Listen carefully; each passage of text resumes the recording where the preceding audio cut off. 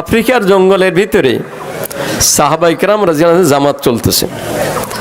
চলতে চলতে জঙ্গলের আঁকা বাঁকা রাস্তা একজন দল ছেড়ে ফেলছেন, কাফেলা চলে গেছে। উনি কোন দিক যাবে হাক্কা বাক্কা খাইতেছে। খুদিত বাঘ হা করে চলে আসছে যে খাওন পাওয়া গেছে, থাবা দিবে। উনি বললেন, বাঘ, আমি মোহাম্মদ সাল্লাল্লাহু আলাইহি উম্মত, আমি মোহাম্মদ সাল্লাল্লাহু আলাইহি উম্মত, মোহাম্মদ সাল্লাল্লাহু কাজ নিয়ে আসছি, খবরদার। যেন তার ভাষা বাঘে বুঝে ফেলছে, মাথা নত করে ফেলছে।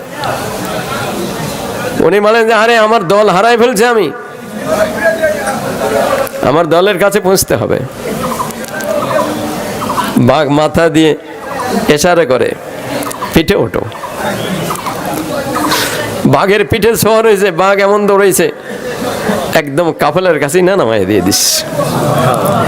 এই কথাগুলিকে সম্ভব কথা? বাঘের কাম হলো মানুষকে থাবা দেওয়া, ধরে ফেলা। কিন্তু সাহাবায়ে কেরাম বাস্তবে মুহাম্মদ সাল্লাল্লাহু আলাইহি ওয়াসাল্লাম যা বলছেন তা মানছেন, যে কারণে জঙ্গলের বাঘ তাদের অনুসারী হয়ে গেছে, অধীন হয়ে গেছে। আল্লাহ তাআলা কোরআনে ভাগে বলেন যে এই আনসার আর মুহাজির যারা দিনের জন্য ঘর বাড়ি ছাড়ছে আর যারা এলাকার থেকে দিনের নুসরত করছে, এই দুই দল আমাকে রাজি করে ফেলছে। আর এই দুই দলের অনুসারী কিয়ামত পর্যন্ত যারা হবে, আমি আল্লাহ তাদের প্রতি রাজি হয়ে যাব এবং তাদের সাথে আমি যে ব্যবহার করছি ওই ব্যবহার আমি তোমাদের সাথেও করব। শুধু তাই না, আল্লাহ তাআলা ইউনূস আলাইহিস সালাম কেচ্চা শোনাইছেন। কেচ্চার বলে আল্লাহ বলেন, ওয়াকাযালিকা নুনজিল মুমিনিন ওয়াকাযালিকা নুনজিল মুহসিনিন। কি কেচ্চা শোনাইছেন? লম্বা নবী আলাইহিস সালামের ঘটনা আল্লাহ তাআলা কোরআনে পাকে বয়ান করছে। সূরা ইউসুফ আপনারা দেখছেন, যারা কোরআন শরীফ পড়েন, কত বড় সূরা। এইখানে কেবল ইউসুফ সাল্লাল্লাহু কেচ্চাই বয়ান করছে। নূহ আলাইহিস সালামের কেচ্চা বিভিন্ন জায়গায় বয়ান করছে। সমস্ত নবী আলাইহিস সালামের ঘটনা বলে বিভিন্ন জায়গায় বয়ান করছেন। কেন বয়ান করছেন? কিয়ামত পর্যন্ত মুহাম্মদ সাল্লাল্লাহু পরে কোনো নবী আসবে না, মুহাম্মদ সাল্লাল্লাহু উম্মতেরা নবুয়তি কাম করবে। এটা জোরে সুবহানাল্লাহ বলেন না কেন? কি বলেন? আমরা নবী না, কিন্তু নবীর কাম আমাদের। আল্লাহ তাআলা বলেন যে যেমন নবীদের সাথে ব্যবহার করছি, হে মুহাম্মদ সাল্লাল্লাহু আলাইহি উম্মতেরা, তোমাদের সাথে আমি আল্লাহ ওই ব্যবহার করব। আমি তো কেচ্চা শুনেলাম সাহাবাদের, কিন্তু সাহাবারা বড় না নবী বড়? সবাই কি বলেন? সমস্ত নবীরা বড়। আবার সমস্ত নবী মিলা যত, আমাদের নবী মুহাম্মদ সাল্লাল্লাহু তার চেয়ে বড়। কি বলেন? ওনার নামই হলো সাইয়্যিদুল মুরসালিন। সমস্ত নবী আলাইহিস সালামদের সর্দার, সমস্ত ফেরেশতাকুলের উনি সর্দার, জিবরিল মিকাইলের উনি সর্দার, আজরাইলের উনি সর্দার। এক কথায় আল্লাহর পরে সৃষ্টির মধ্যে যারা আছে তার মধ্যে মুহাম্মদ সাল্লাল্লাহু শ্রেষ্ঠ। তা আমরা কি একটু ভাবে দেখছি? আমরা ওই শ্রেষ্ঠ নবীর উম্মত হিসাবে আল্লাহ বলেন তোমরাও শ্রেষ্ঠ।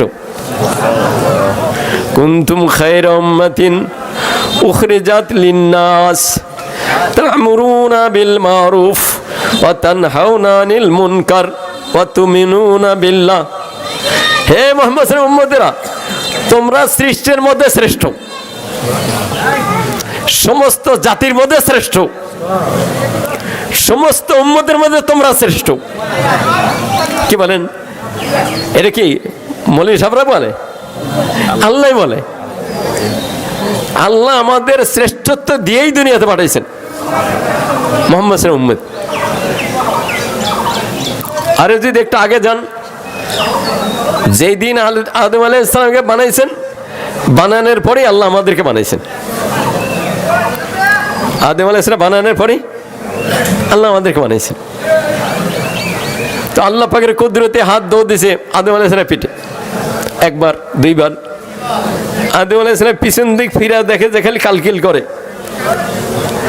ওই জামানার থেকে নিয়ে কিয়ামতের আগ পর্যন্ত যত মানুষ আসবে সব মানুষ, মানে সকলের রূহ। এর মধ্যে দেখলেন কিছু আবার কপাল সাদা ঝলমল করে, এরপরে দেখলেন যে আমার আর এক রকম চিহ্ন, এরাও সংখ্যা অনেক। তা আদম আলাইহিস সালাম হয়রান হয়ে গেছেন, জিজ্ঞেস করেন আল্লাহ এগুলো কি? আল্লাহ বলে আদম কিছুদিন পরে আপনি দুনিয়াতে যাবেন, তো পর্যায়ক্রমে আপনার বংশ থেকে এরা জন্ম নেবে, এরা আপনার বংশধর কিয়ামতের আগ পর্যন্ত যারা সব। আদম আলাইহিস সালাম বলেন যে আল্লাহ কিছু দেখি আবার ঝলমল করে, যে বলে ওগুলো আপনার বংশের মধ্যে নবী হবে, পয়গম্বর হবে তারা। বলে আমার দেখি আর এক রকম চিহ্ন, যে তো আল্লাহ বলেন যে আপনার আওলাদের মধ্যে একজন পয়গম্বর আমি পাঠাবো, যিনি মুহাম্মদ আহমদ, সবাই বলেন সাল্লাল্লাহু আলাইহি সাল্লাম, ওনার উম্মত, ওনার উম্মত। আমার কথাটা সংক্ষেপ কথা, আল্লাহ আমাদের সকলকে বোঝার তৌফিক দিয়ে দেন। যেমন আল্লাহ তাআলা সৃষ্টির শুরুতে নবী আলাইহিস সালামের রূহগুলোকে একদিকে করছেন, তেমনি মুহাম্মদ সাল্লাল্লাহু আলাইহি উম্মতদেরকেও আল্লাহ তাআলা আর একদিক করছেন, বাকিরা একদিক। এই জন্য নবী কুলের মধ্যে সবচেয়ে শ্রেষ্ঠ মুহাম্মদ সাল্লাল্লাহু আলাইহি সাল্লাম, আর মানব কুলের মধ্যে সবচেয়ে শ্রেষ্ঠ মানব মুহাম্মদ সাল্লাল্লাহু আলাইহি উম্মতিরা, আমরা, আপনারা। আর শ্রেষ্ঠত্বের কারণ কি দিয়েছে বলেন? নামাজ বেশি পড়বে। নবী শুআয়ব আলাইহিস সালাম 3500 বছর হায়াত পাইছেন, ওনার উম্মতরাও লম্বা হায়াত পাইছেন, তাহলে তো ওনারা শ্রেষ্ঠ হওয়ার কথা ছিল। আমাদের নবী হায়াতে পাইছেন 63 বছর, আমাদের হায়াতে 50-60, কি বলেন? কিন্তু কেমনে শ্রেষ্ঠ? হায়াতেই তো কম। বল যে এই উম্মত একটা কাম করবে যে কামটা নবী আলাইহিস সালাম করছে। নবী আলাইহিস সালাম নিজেও দিনের উপর চলছেন, অপরদেরকে উৎসাহিত করছেন। আপনি আমার ওটাই কাম, নিজের দিনের উপর চলবো, অন্যদেরকে উৎসাহিত করব। আর কোরআনে পাকে আল্লাহ তাআলা বলেন কু আনফুসাকুম ওয়া আহলিকুম নারা, এ মুহাম্মদ সাল্লাল্লাহু আলাইহি উম্মতরা, ও ঈমানদাররা, তোমরা নিজের শরীরটাকে জাহান্নামের আগুন থেকে বাঁচাও, আর তোমার আহাল পরিবার যারা আছে তাদের বাঁচাও। খানা পিনার কথা কি বলছেন? বলে না ভালো করে খানা পিনার ব্যবস্থা করবো, জমি জমা ব্যাংক ব্যালেন্স, এগুলো আল্লাহ একটাও বলেননি। আল্লাহ কি বলছেন? ওয়ামুর আহলাকা বিসসালাহ ওয়াসতাবির আলাইহা লা নাসালুকা রিজকা নাহনু নারযুকুক ওয়াল আকিবাতু লিত্তাকওয়া। আয় আমার হাবিব, আপনার কাছ থেকে তো টাকা পয়সা খাওন দেন আমি কিছুই চাই না। অর্থাৎ কিনা আমাদেরকে লক্ষ্য করে আল্লাহ জানাইতেছেন আপনার কাছে কি চাই? আপনি নামাজ পড়েন আর নামাজের হুকুম করেন, উত্তম রেজেক তো আমি পরহেজি রেখে খাওয়াইব। উত্তম রেজেক কাকে খাওয়াইবে? এখানে পরহেজগারের সংজ্ঞা দুইটা বলছে। নামাজ পড়ে নামাজের দিকে ডাকে। আচ্ছা, শর্তটা কি কঠিন না সহজ? ভালো করে বলেন, কঠিন না সহজ? আমার ঘর থেকে তো শুরু করতে পারি। আমি নিজেও যেমন মসজিদে যে আমার ছেলে মেয়েকে নিয়ে যাবো। আজকে যেমন ঈদের দিন অনেক ছোট বাচ্চাই নিয়ে আসছেন। আচ্ছা, এই বাচ্চাকে যদি ফজরের নামাজে নিয়ে যেতাম, কি বলেন, যারা এমনি হজে গেছেন, উমরায় গেছেন, দেখবেন যে বাইতুল্লাহর ওইখানে মসজিদে নববীর ভিতরে ছোট ছোট বাচ্চারা খেলাধুলা করতেছে। তার মানে আব্বার সাথে ভাইয়ের সাথে গেছে, ওরা ছোট বাচ্চা হিসেবে দৌড়াদৌড়ি করতেছে।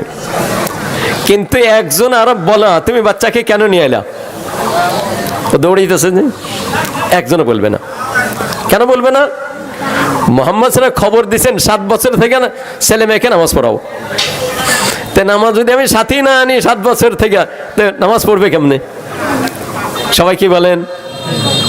তাহলে এটা কি আরব যারা উম্মতের মধ্যে শ্রেষ্ঠ আর সর্বশ্রেষ্ঠ জায়গা মক্কা শরীফ, তারপরেই মদিনা শরীফ, সর্বশ্রেষ্ঠ মসজিদ বাইতুল্লাহ, তারপরেই মসজিদে নববী। কি বলেন? ওখানে ছেলেরা খেলা দৌড়াদৌড়ি করতেছে, কিন্তু একজন আরব বলা কেন নিয়ে এলেন? তার মানে সবই যে এরকম বাচ্চাদের নিয়ে আসছি। কারণ বাপের সাথে যদি আজকে মসজিদমুখী হয়, কি বলেন, এই ছেলে তো পড়ে নামাজ পড়বে, এই ছেলে তো মসজিদে যাবে। কিন্তু আল্লাহ আমাদের হেফাজত করে।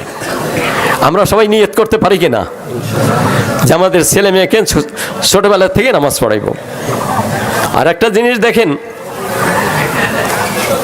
আমরা যারা এখন বসছি আমাদের অনেকেরই সূরা ফাতিহাটা ঠিক নাই। এই কথা কি বেজার হইলেন? সবাই কি বলেন, বেজার হইলেন? আমাদের একটা সময় ছিল, মৌলবী সব নাই, আছে না নাই, কি বলেন? আমাদের গ্রামে এক সময় গুনলাম, দেখলাম যে টাইটেলস পাস আলিমি 35 জন আমাদের মাইজবাড়ি গ্রামে। কি বলেন? কারণ কি ছিল, ওই মাইজবাড়ি দাখিল মাদ্রাসা, কি বলেন, যার জন্য ছোটবেলায় মাদ্রাসামুখী করে দিছে, এই জন্য আলেম বেশি। এখন আবার আল্লাহর শুকর, সারা দুনিয়াতে সারা দেশে একটা মাদ্রাসা চালু হয়েছে। কি মাদ্রাসার নাম কয় এটা? তার আগে আরেকটা শুরু হয়েছে, নুরানি, কি বলে, এইটা প্রায় গ্রামে আছে। এইটা হয়ে আরো সুবিধা এই হলো, একটা ছেলে যদি ক্লাস 3 পর্যন্ত স্কুলে পড়ে, ওর হাতের লেখা যা, নুরানি মাদ্রাসায় যদি ক্লাস 3 পর্যন্ত পড়ে, তার হাতের লেখা তার চেয়ে বেশি সুন্দর।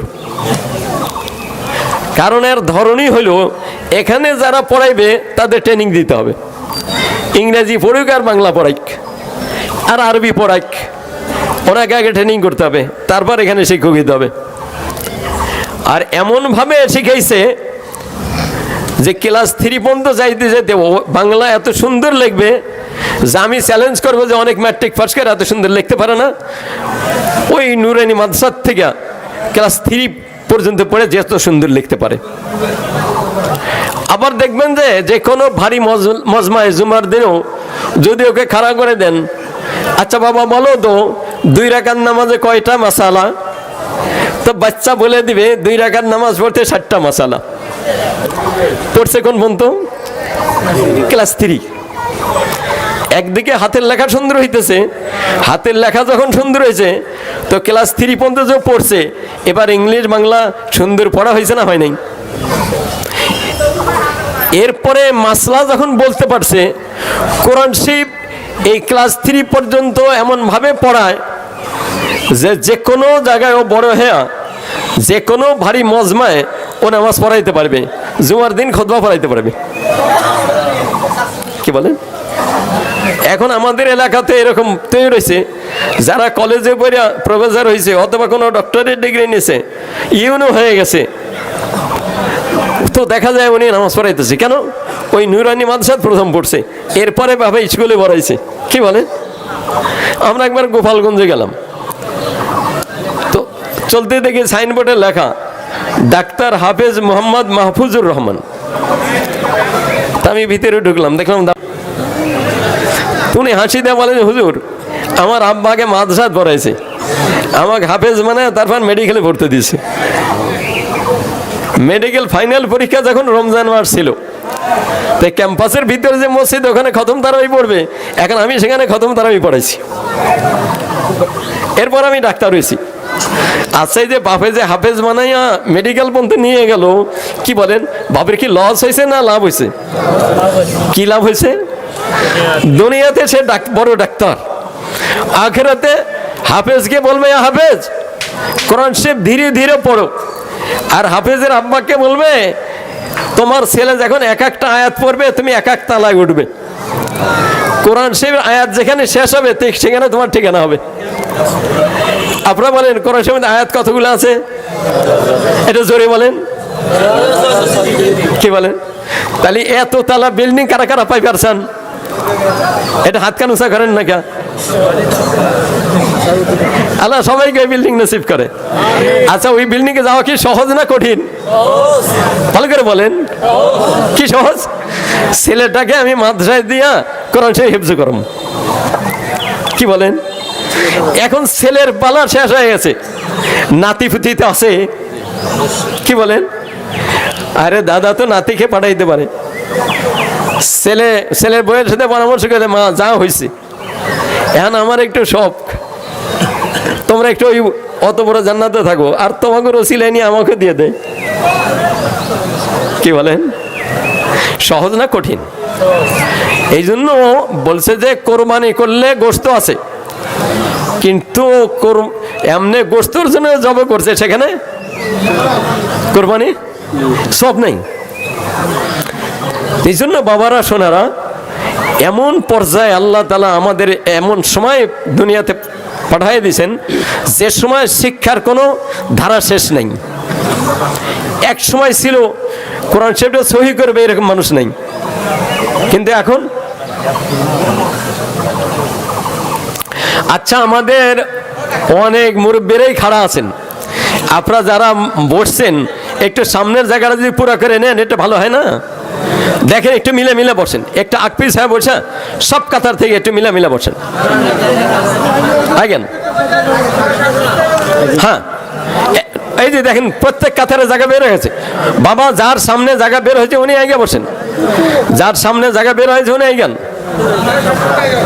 এই যে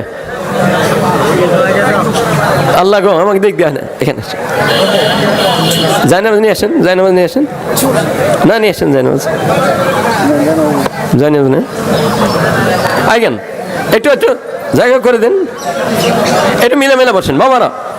এই তো আমরা অল্প সময় পরেই নামাজ পড়বো, নামাজ পড়ে তো চলে যাবো, এটা মিলে মিলে বসেন।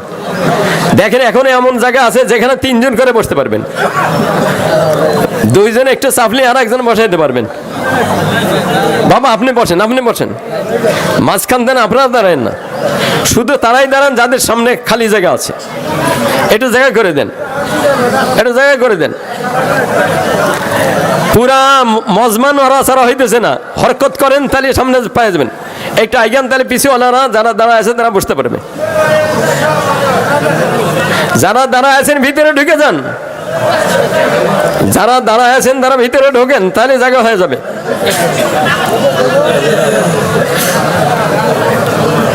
আচ্ছা বাবারা, এখন আমার দিকে একটু মোতাওয়াজ্জা হন, আমার সময় শেষ হয়ে গেছে, নামাজ পড়বো এখন ইনশাল্লাহ। আমি বলতেছি যারা দাঁড়ায় আছেন তারা ভিতরে ঢোকেন, আর ওনারা বলতে পুরা কাতার আমাদের জন্য খালি হোক, তারপর আমরা ঢুকবো। এটা কি কথা হইলো?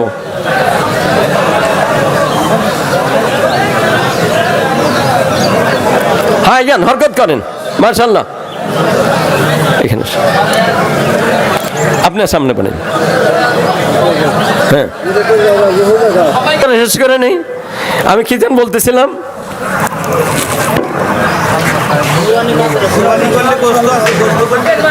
কি বলেন?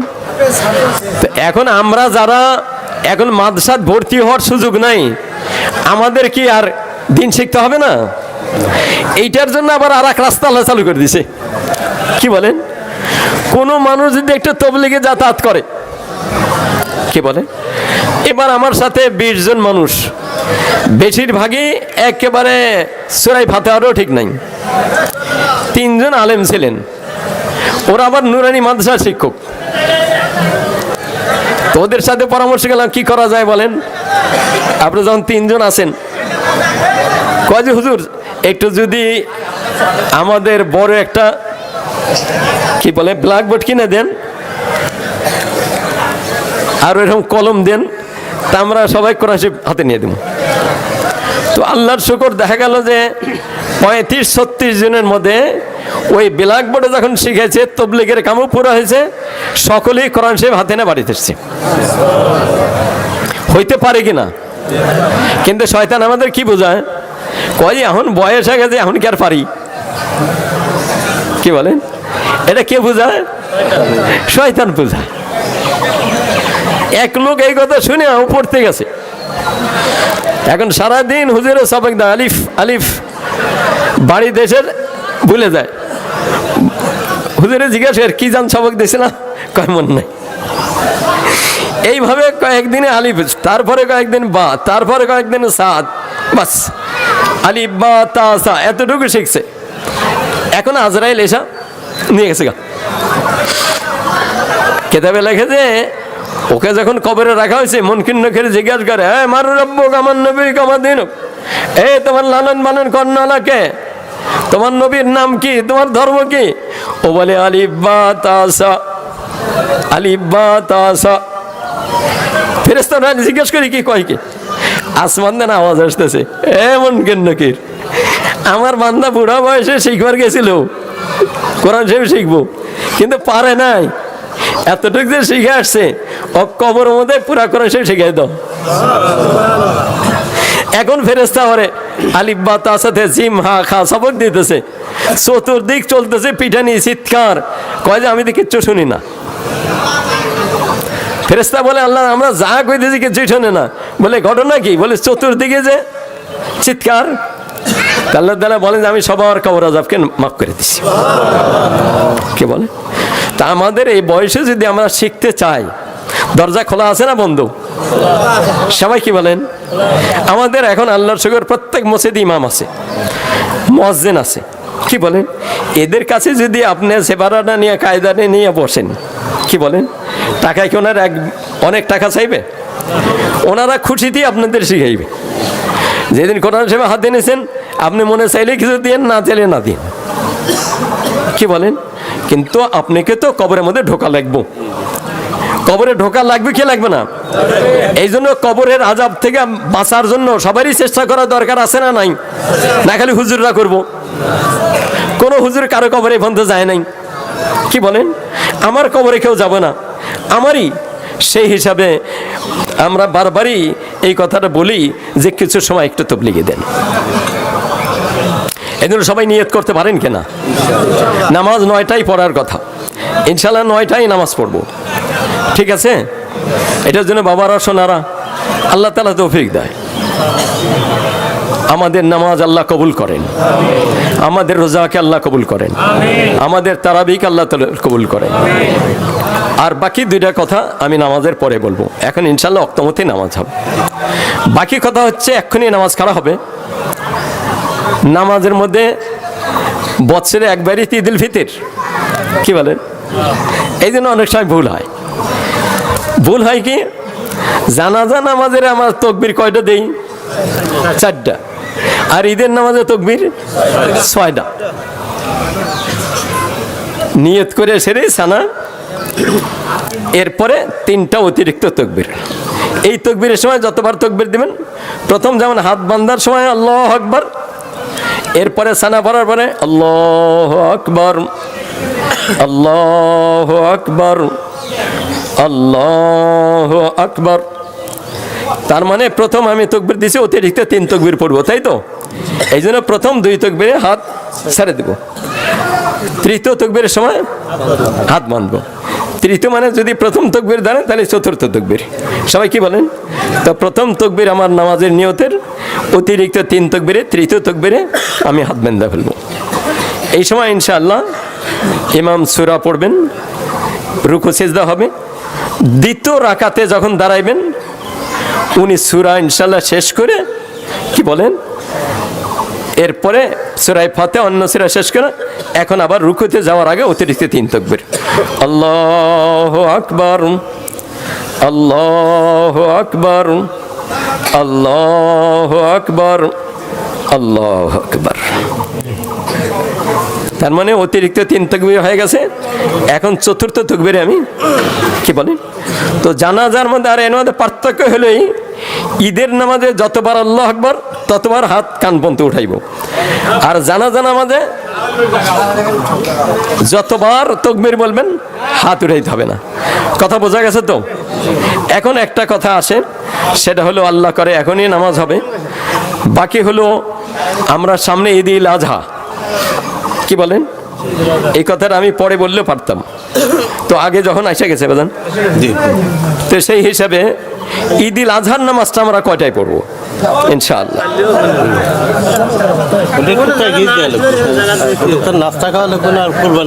জি, 8টায় করলে ভালো হয়, 8টায় করলে ভালো হয়, সবাই আসবে। জি, আপনাদের কি মতামত? কি বলেন? 8টা যদি হয়, কেউ বলতেছে 7:30, কেউ বলতেছে 8টা। আপনাদের সকলের সুবিধার্থে বলেন কোনটা ভালো?